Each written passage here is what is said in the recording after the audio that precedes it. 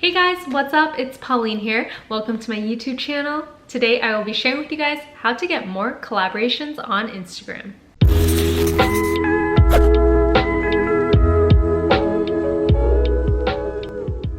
This video is really great if you're trying to get more collaborations under your belt and you're just starting off, or maybe you're looking to diversify your portfolio. Maybe you're in one type of blog category and you're looking to add more onto that, or looking to transition. To give a little bit of background about me and my social media presence, I have been blogging on Instagram since mid-2016 up until now, 2020.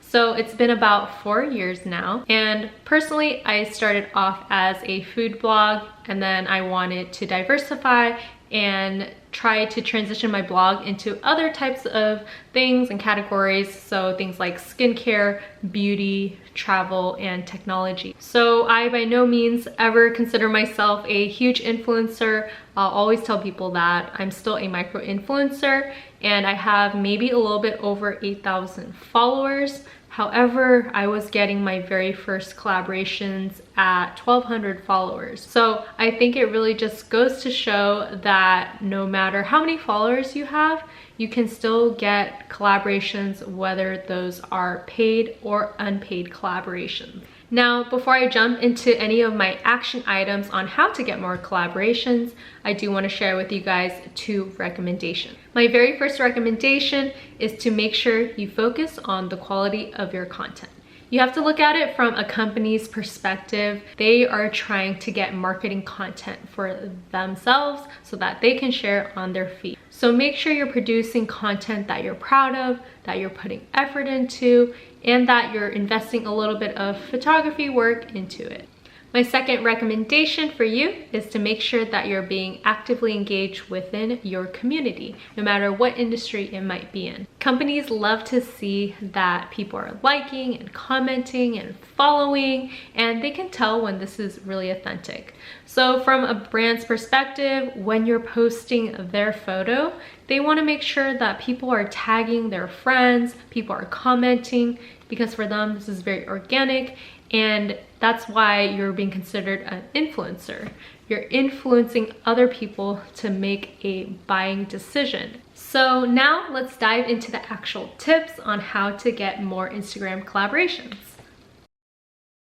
Tip number 1, make sure you sign yourself up for Influencer Collaboration Portal. Now, you might be asking yourself, what is this? Maybe you already know. I'm just gonna brief you guys real quick because I had no idea what this was before.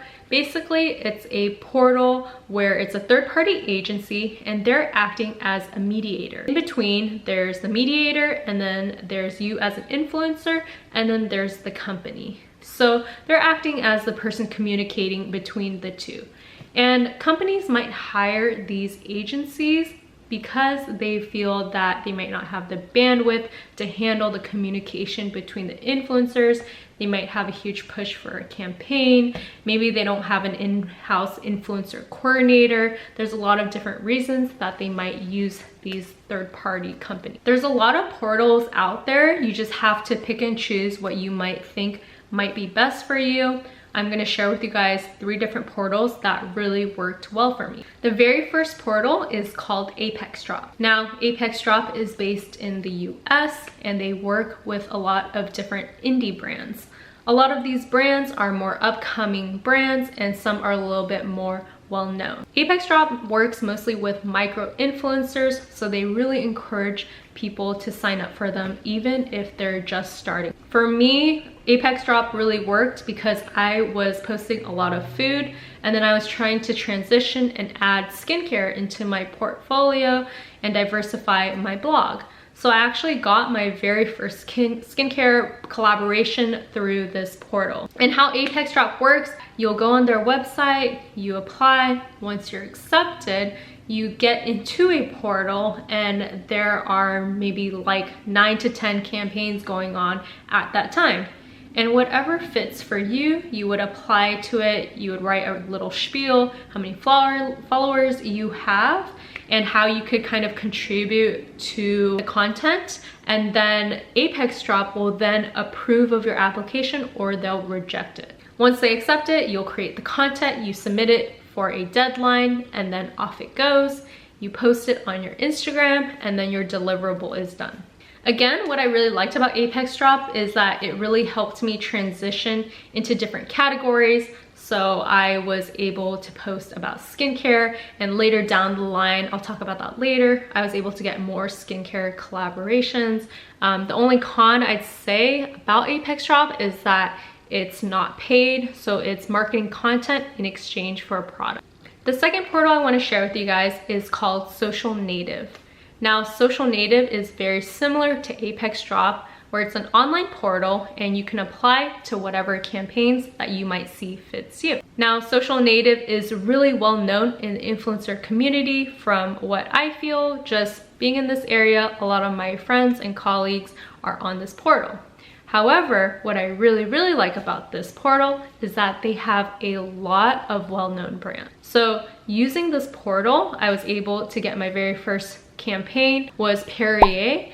And after that, I got MAC, Clinique, and NYX. So like I said, I think it was nice to have a skincare company from Apex Drop under my belt. And then this really helped get bigger names. Now, Social Native, like I said, it's really popular. So I feel like it does get pretty competitive. However, I think once you get more collaborations, I feel like it helps your score somehow to get other collaborations. And on top of that, it is paid. You don't get paid a whole ton. I think it starts anywhere from $15 to $75 for a collaboration. However, I think that for me personally, I was okay with this just because I was okay with having a bigger name under my belt. The last portal I'm gonna share with you guys is a portal called Maverick. Now, Maverick is an influencer portal in a sense. I signed up, but they send you emails, and then through those emails, you apply for a collaboration. What I like about Maverick is that they also work with bigger brands. So I remember I was working with Kroger, you might know them as Ralph's or Publix, and getting my very first big payout from them and 1-800-Flowers and a couple of other companies. I highly recommend these collaboration portals to start off with. Like I said, it gives you exposure to all these brands. So that's definitely a positive, especially if you're looking to diversify your portfolio and your blog. But the only negative thing about all of these influencer portals is that there is no connection with the company. These portals will not let you contact the actual company if there's an issue, if there's a problem. It's just kind of a weird gray area. And I think because of that, it's not the best way to create a connection with a company. However, it is a good way to get more collaborations under your belt, which is the point of this video. Tip number 2. My very second tip for you is to reach out to these brands yourself. Now, I know this can be a little bit weird, so make sure you tread lightly and just use your common sense when you're doing this tip. I say this because I know, like, in the media, there has been stories of like influencers asking for free product. I think the more well-known one was when this girl who was like a travel blogger and influencer, she contacted a hotel somewhere, I think in Europe, and asked for free accommodation and used her influencing and blog as her reason for getting a free stay. And I don't think this resonated very well with the hotel company. And I totally understand both perspectives. I understand it from the influencer side. You know, from the influencer side, you're creating content for companies, and I've said it many times, content is king.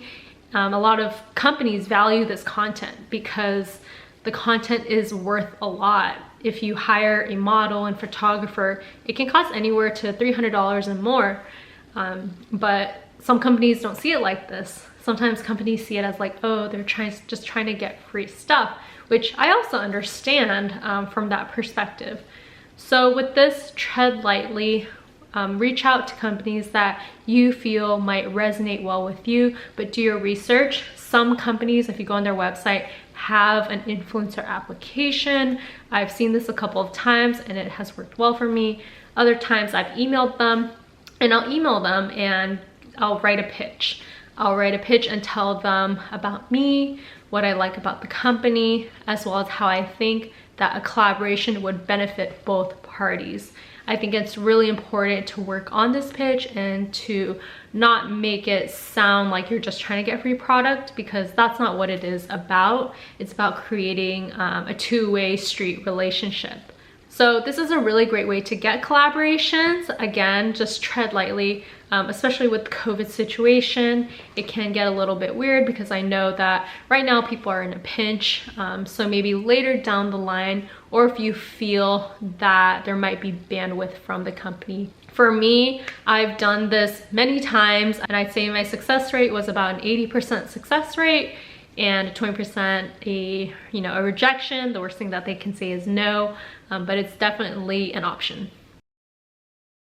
Tip number 3, make sure you engage with the companies you want to work with. When I say this, I mean liking your company that you want to work with and their photos, liking them on Instagram, commenting on things, maybe even like the past tip, reaching out. But I noticed when I would go on companies' Instagrams I really liked, and I would just like their photos, they would take notice of my profile, and then they would reach out to me and be like, hey, we would love to work with you. And that's just me commenting and liking their photos. So this was really kind of nice, just because they naturally reached out to me by me just kind of engaging with them. Those are my 3 tips for you, and I think tip number 1 is probably the most helpful thing. So definitely start off with that. And I hope this video helped you guys in some way. Be sure to like and comment on this video if it helped you at all. And of course, subscribe. I'll see you guys in the next video. Bye.